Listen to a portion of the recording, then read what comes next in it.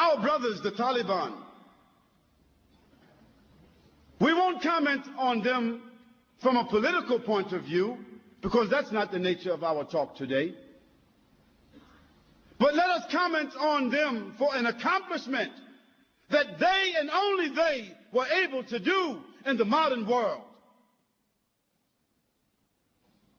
In the modern world, between America, Great Britain, China, Russia, Germany, France, Japan, Italy, between the major countries in the world, the drug trafficking is a business and an industry of over $78 billion a year.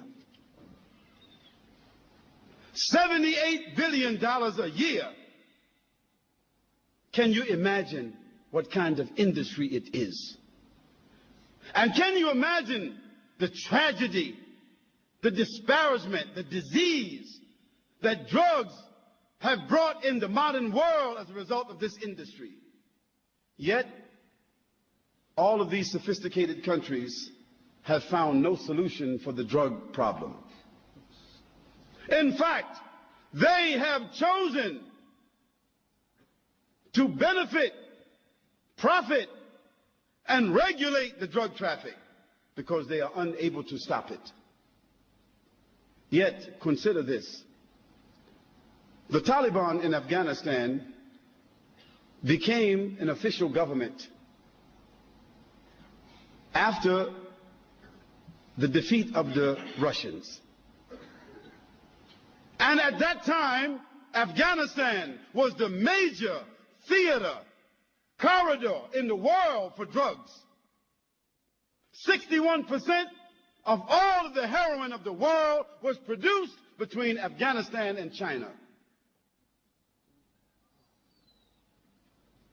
And the Russian gangsters, criminals, were the ones that controlled this industry. Part of the war of Afghanistan had to do with drugs. Not oil, not gas, but drugs.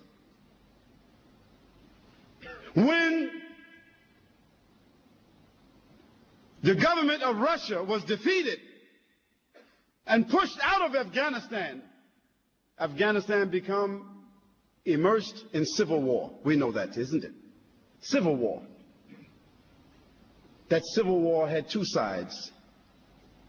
The atheists, the socialists, the communists among the Afghanis, and the Muslims who wanted to follow the Quran and the Sunnah.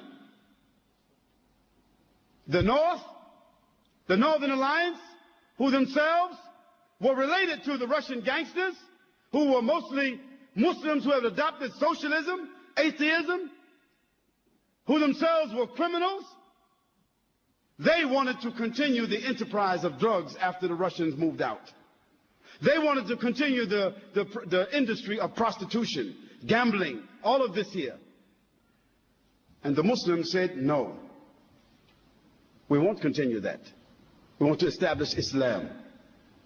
And they began to have wars between them.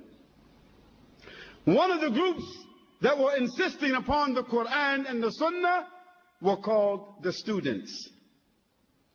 In the Arabic language, the students is Talib or Taliban. And on one occasion, those atheists, socialists, communist Afghanis, those criminal Afghanis, they entered some villages and they raped the women. And some of those women escaped. And they ran to seek protection with those students. And those students, they sought to get a fatwa from their shuyukh. What should we do about these Muslims who did this act? Those scholars said they should be punished. They are criminals, and the hukum is to find them and kill them as criminals.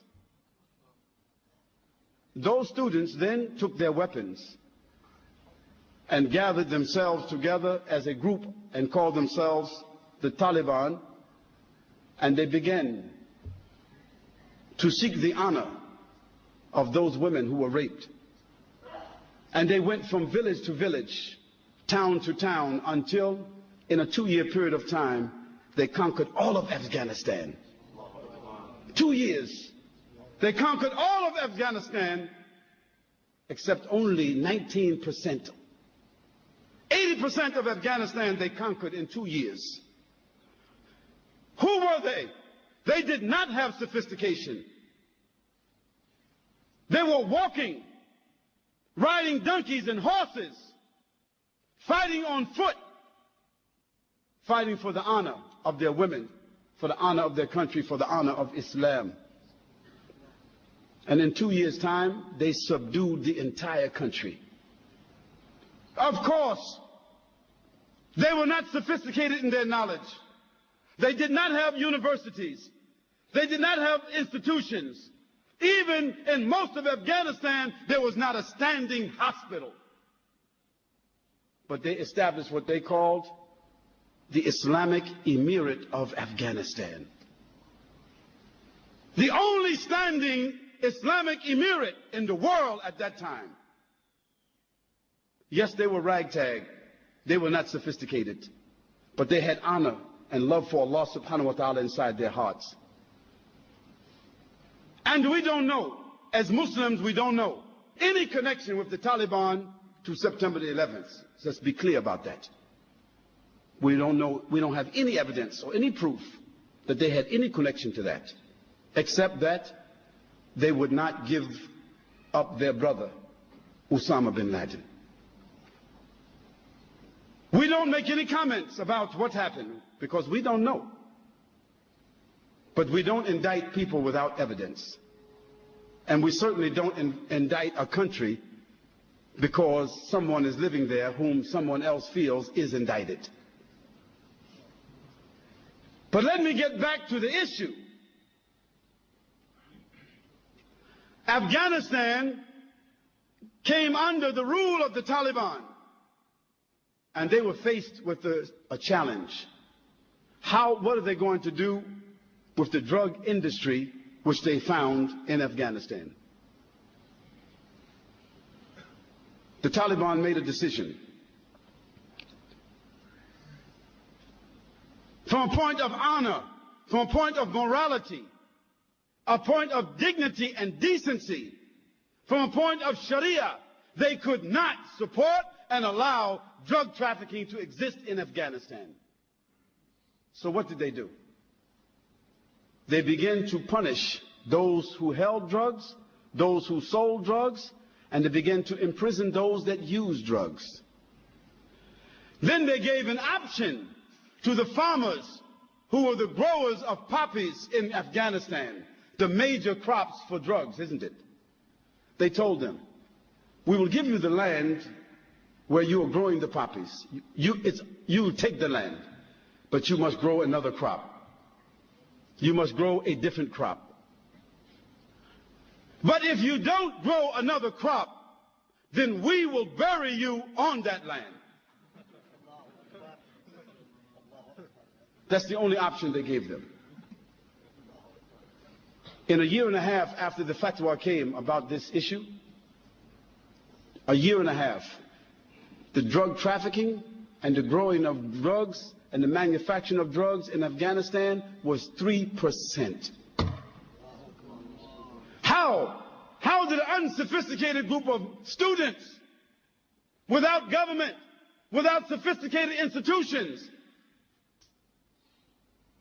how did they do this? How did they eliminate